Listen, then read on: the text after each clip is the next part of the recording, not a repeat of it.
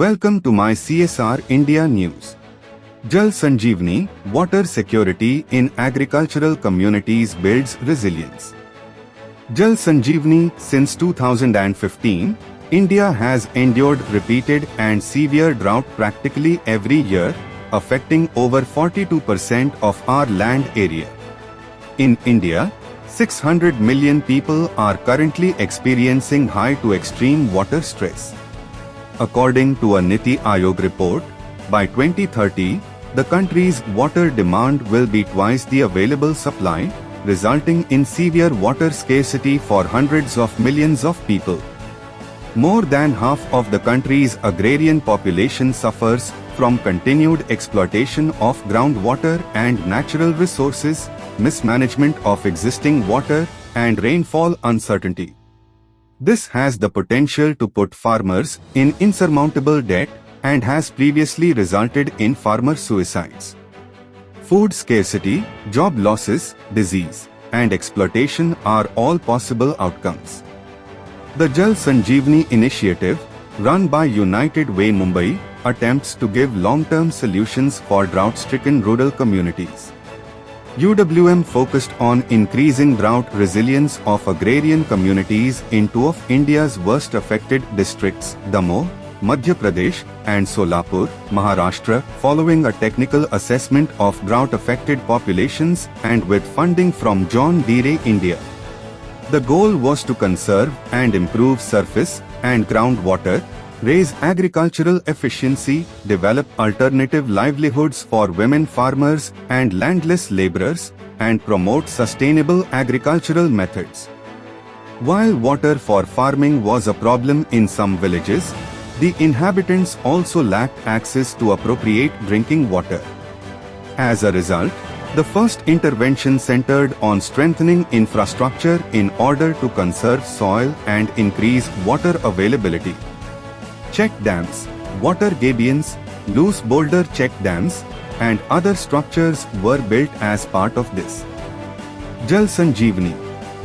All of this resulted in the collection of 2,502,420,000 liters of rainfall, resulting in an increase in irrigated land of 1,668.28 ha. The towns now have drinking water for another 5 months, as well as agricultural water for another 3 months. Farmers can now take crops for 3 seasons in a year due to the availability of water. The water levels of bore wells, and hand pumps had risen by 20 to 25 feet in certain parts of the villages. The production of the grain crop increased by 54% between 2020 and 2021. The Rabi season's farming area grew by 1017 hectares. A total of 1,651.35 hectares have been converted to a triple crop area. In addition, roughly 23% of the land has been converted to climate-resilient agriculture, and the area of sprinkler and drip irrigation has been increased by 20%. Farmers in some cases discovered additional sources of income by making the most use of available resources. Improving the capacity of farm ponds, for example, resulted in increased water availability for irrigation as well as a source for the growth of fisheries.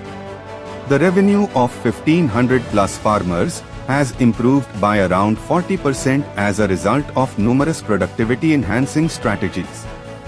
Formation of self-help groups, SHGs, and farmer-producer organizations, FPOs, as well as increasing their capacities and connecting them to banking and government schemes, were all part of improving alternative livelihoods for women and landless laborers.